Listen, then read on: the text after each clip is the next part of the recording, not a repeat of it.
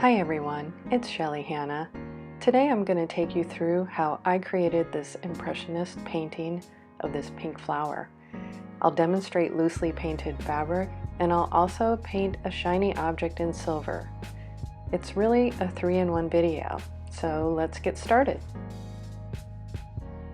First off, this canvas is 9 by 12, and I toned the canvas using an acrylic yellow ochre and let that dry. In the background, I put a grid on there and then sketched my drawing in using the grid.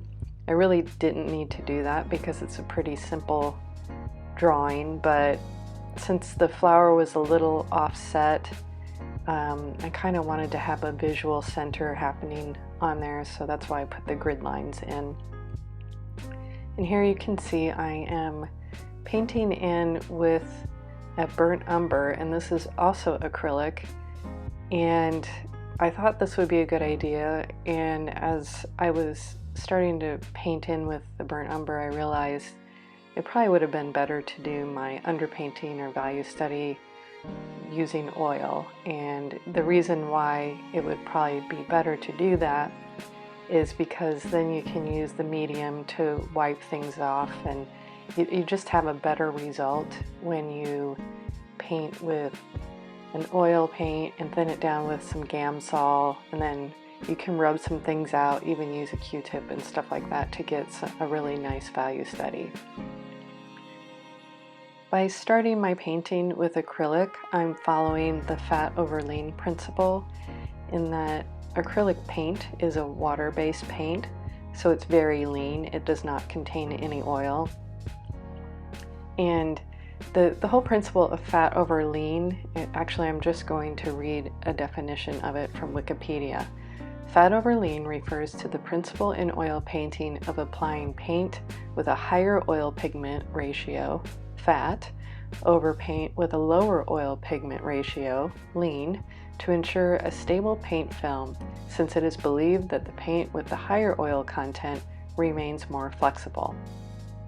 I think sometimes this fat over lean principle gets really confusing, and if you think of it kind of like food, where something with more oil or butter in it is more fattening, and something with less oil or no oil and butter in it is very lean. That kind of is a good metaphor. So acrylic paint, it has no oil in it, so it's a more lean paint, whereas oil paint has a lot of butter in it.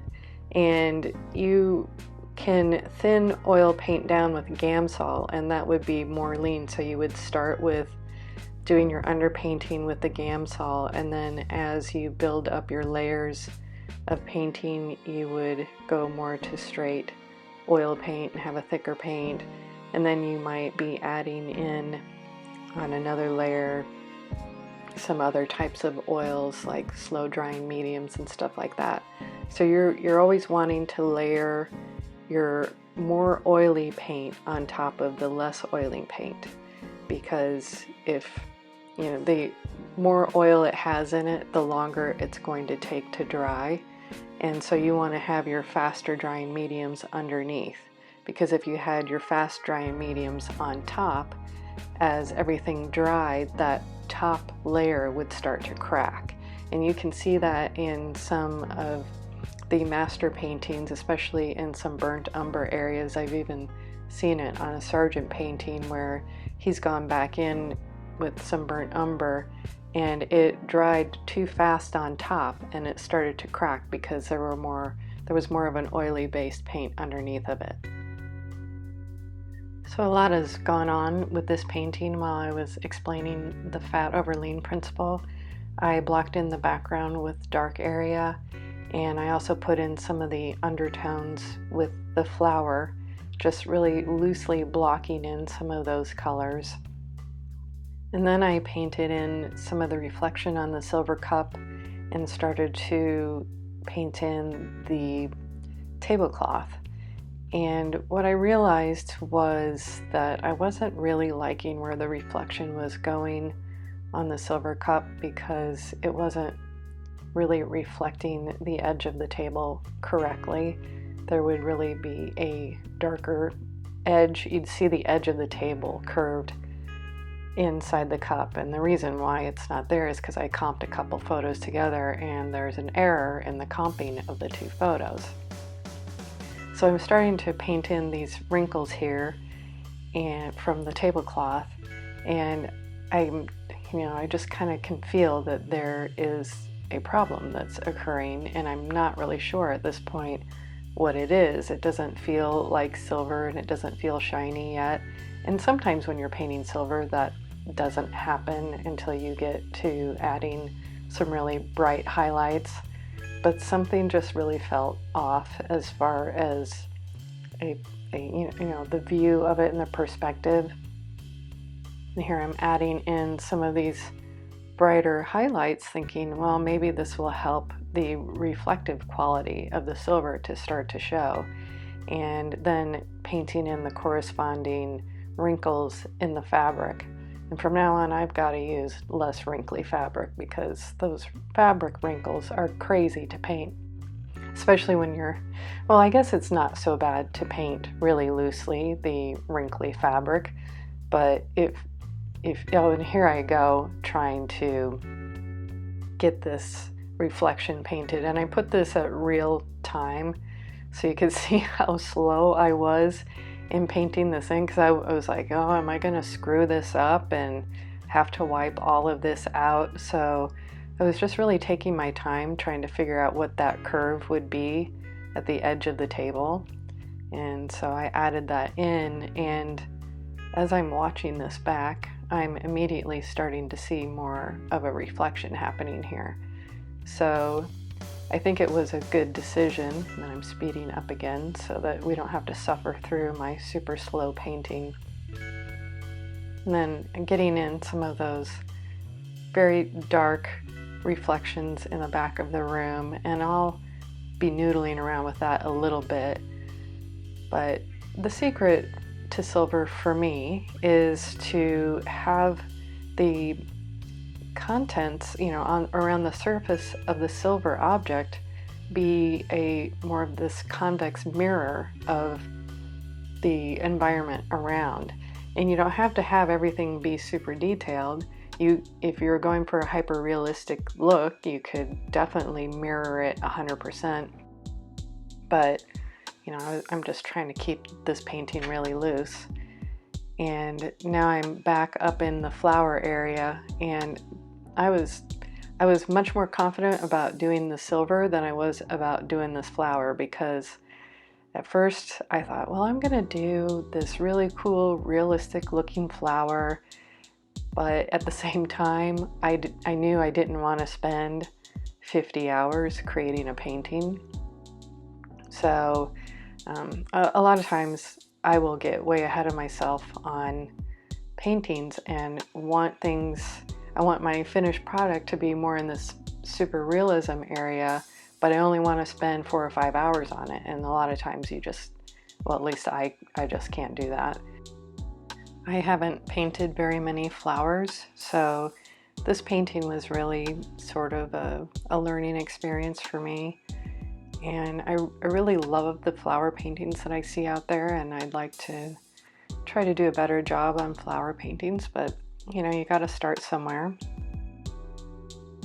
As I was putting this painting together, I really started to think about Mary Cassatt and how she painted, and I love her style. It's very, very loose and brushy, and it's just very beautiful to me. And so I just started to think about how she would approach this and what her painting technique would be, and then that's where I started to go with this painting. And this is where we have a little more fun with the silver shiny part. I'm adding in some of the brighter highlights, and this is where things start to look shiny. And so I always think that this is a really fun thing to do. I love getting to this part. It's kind of like painting eyes, where when you add the reflections in eyes on people or pets. they really start to come to life. And so I think that adding highlights onto a silver object really makes that feel like it's coming to life. And the other thing I'm doing is avoiding painting the flower because I'm a little lost on what I'm going to do. So I've gone back down to the silver and then the fabric. And with the fabric, I knew I wanted to keep it pretty loose.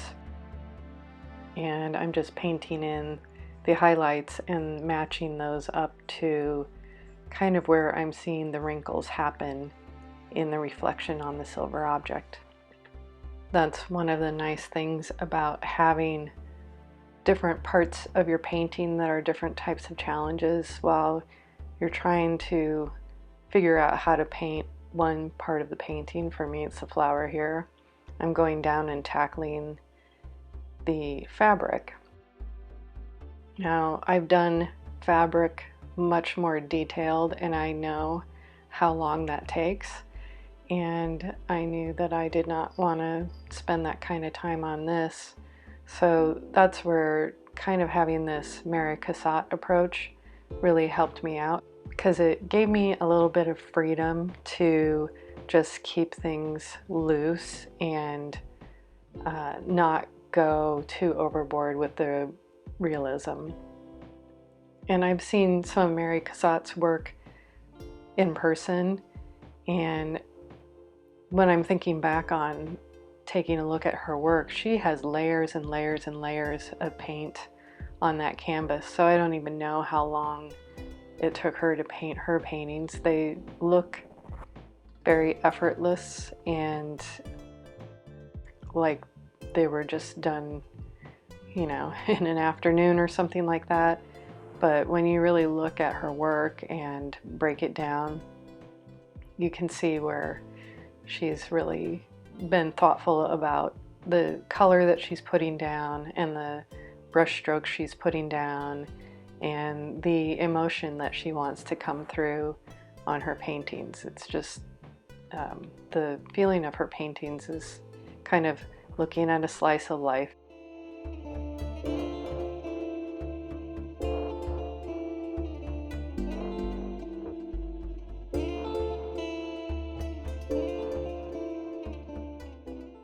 So here I'm being brave and I'm going back in and tackling parts of this flower. And what I'm doing is adding in some of these really dark, almost blood red tones to define some of the petal areas. And I'm going to use that as a base to build up on.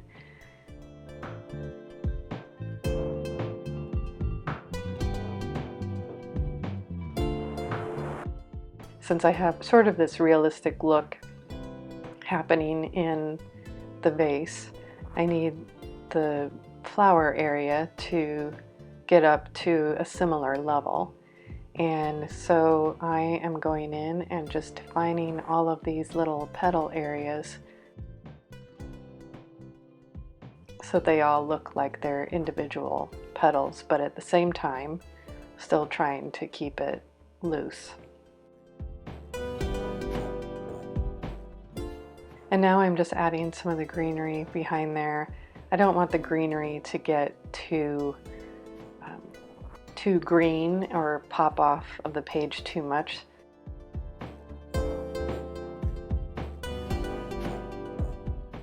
I'm going to go back and forth and modulating that green color so that it doesn't attract too much attention.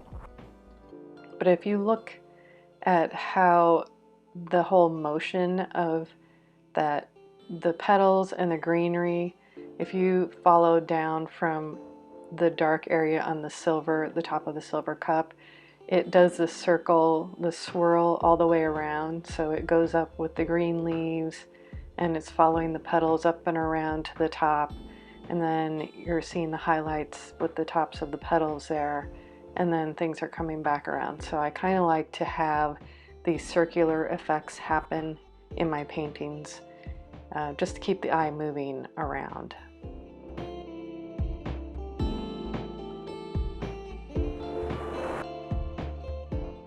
And by this part of the painting, I'm starting to think maybe flower painting isn't my thing, because I just wasn't really liking where it was going. On the one hand, I was trying to keep it on the impressionist side and very loose and brushy, but I kind of wasn't liking the feeling of it. And so here I'm going in and adding some detail highlights, thinking maybe that would help me to have that focus of that crown of the flower. I wanted that to sort of be the focus of this painting, and I figured if I got that in there, maybe I'd feel a little bit better about how the rest of the petals were coming along. And it, I was liking what was starting to happen there, but there's just still something that felt really off to me. And so for the next, I don't know how long it took me to decide what to do. This was actually a couple days where I was messing around with this painting, and then I had to take long breaks because I was getting really frustrated, and I was having problems with the light being consistent as well, and there's not a whole lot I can do about that. But the light changes as the day goes on. But I'm going back in and reestablishing areas and trying to figure out how detailed I want to get, and still battling this thought of, but I want to keep it loose. And I think sometimes I forget that when I look at all these flower paintings that I'm seeing, sometimes it takes these painters a very long time to paint these flowers. It doesn't take 20 minutes to paint the flowers. It takes, many, many hours to do it. But when you see these YouTube videos, it just seems like it's so easy for people to do these paintings. And so as I'm painting this flower and trying to learn how to paint a flower, I'm beating myself up because it's not as fast as what I've seen other people do online, but that's not real. So, and then I end up showing you my flower painting, and this is not real because it's literally it feels like it's taken me forever to do this.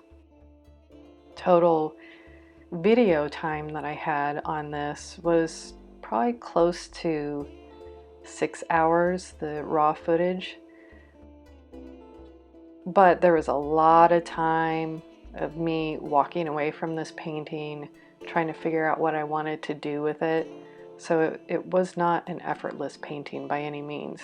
And at this point, I am trying to loosen up and let go. I'm like, you know what? If I'm going to screw this painting up, that's okay. I just want to get some expressive marks down, and I want to feel this flower. I don't want to just look at this flower and see these highly crafted petals. I want it to have some emotion. So I'm going in and trying to get a little bit of color happening up at that crown, so it kind of almost looks like little bits of a flame starting to happen there, defining a few areas, and then you're going to see me blend things out.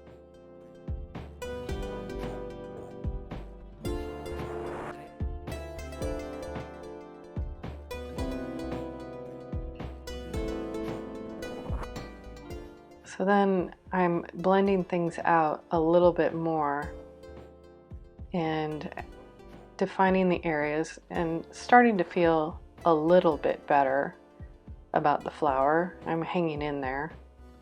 It's so easy to give up.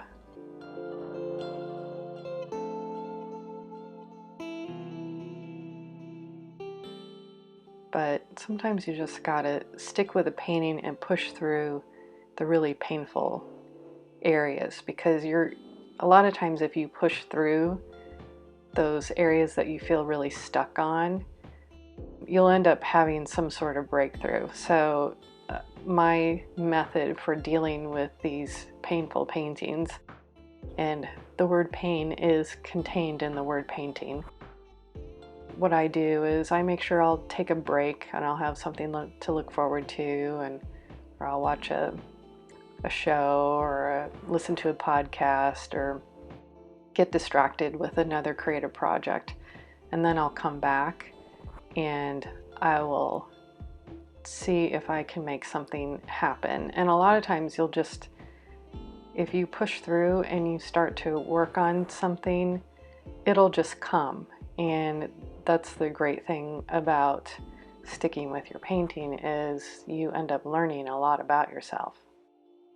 Right about this part of the painting, I'm starting to feel like something is off with the shape of the flower, so I went back in and changed some of the shape so that it had a nicer curve with those petals there, and I was deepening some of those areas to get a little more contrast so I can build up with the paint. And I'm also changing the temperature on some of these petals where I've added a little bit of this sort of gray bluish color into the petals, which just gives the eye a little bit of something to look at. And having warmer colors and cooler colors next to each other, it just makes for a nicer painting.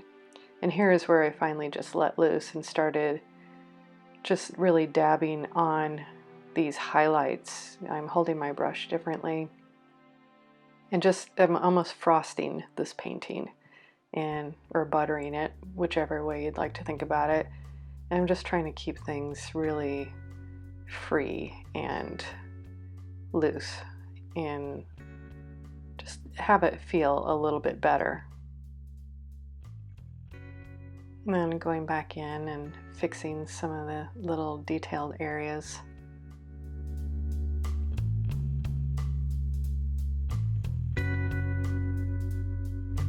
And of course I'll make a mistake here and there, and you can always go in and rub things out or wipe them out with a rag and then go back in and redefine different things.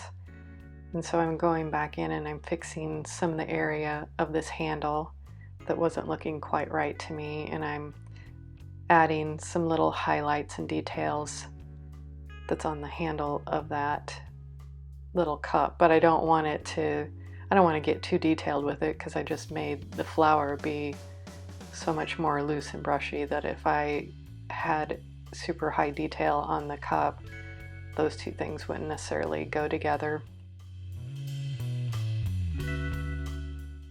Now I've changed the view of the painting so you can see me doing this fabric, and this is really hard for me because I really wanted to go in and do some detail work on this fabric, but at the same time I've got to keep with this style of this painting, keeping things a little more loose.